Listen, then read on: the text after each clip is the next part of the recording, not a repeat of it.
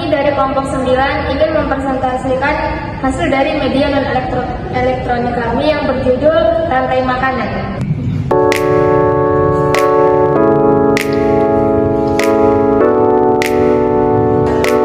Di sini kami akan menjelaskan apa itu pengertian media non-elektronik. Jadi, apa sih yang dimaksud dengan media? Jadi, media non-elektronik itu merujuk pada alat, bahan, dan metode yang digunakan untuk menyampaikan sebuah informasi dan mendukung proses belajar mengajar tanpa menggunakan teknologi elektronik. Kemudian, kita masuk kepada fungsi media non-elektronik. Oke, di sini saya akan menjelaskan apa itu fungsi media non-elektronik. Fungsi media non-elektronik adalah salah satu alat peraga yang bisa kita gunakan untuk bagi peserta didik sehingga mempermudah mereka memahami apa itu media non-elektronik. Ada beberapa fungsi media non-elektronik. Yang pertama, meningkatkan pemahaman. Tentu media non-elektronik adalah salah satu media yang dapat membantu siswa atau peserta didik untuk memahami pembelajaran. Kemudian meningkatkan keterlibatan interaksi. Ini adalah salah satu media menggolongkan mereka sebagai berkelompok. Kemudian, fungsi tersebut media elektronik dapat menjadi alat proses relevan dan mendukung proses pembelajaran di peserta didik. Selanjutnya, tentang kegunaan media non-elektronik bagi anak SD. Masih kita penjelasan media non-elektronik yang digunakan pada anak SD. Saya mengutip beberapa cakupan yang dimana itu menarik perhatian anak SD, memperjelas isi, membangun kreativitas, dan membantu mengatasi keterbatasan, membantu pembelajaran yang efektif. Contohnya ada modul, buku, foto, gambar, dan lembar kerja.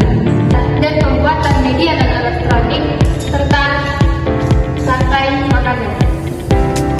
Kemudian kita menjelaskan media non-elektronik kita ini kepada peserta didik tentang rantai makanan. Yang pertama itu kita harus menjelaskan apa itu pengertian dari rantai makanan. Nah, di sini saya akan menjelaskan tentang pengertian rantai makanan.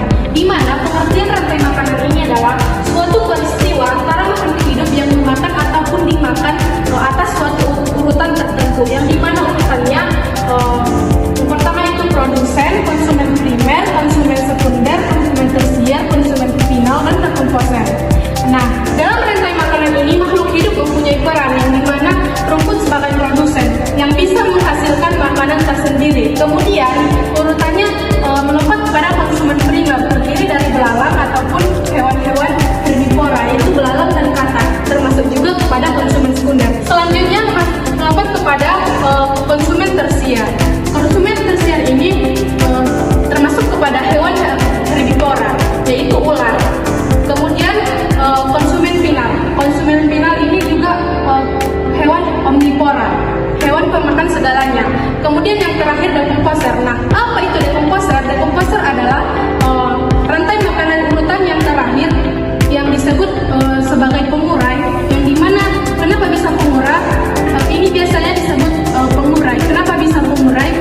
Dia adalah urutan rantai makanan yang terakhir ketika si produsen ini dimakan oleh belalang dan belalang ini dimakan oleh katak, katak ini dimakan oleh ular, ular ini dimakan helang, dan semua urutannya ini busuk dan dekomposer ini menghalang satu persatu kebusukan dari rantai makanan yang terakhir sehingga menjadi jamur, yaitu dekomposer ataupun pengurai. Oke, baik, sampai disinilah penjelasan dari hasil media non-elektronik kami.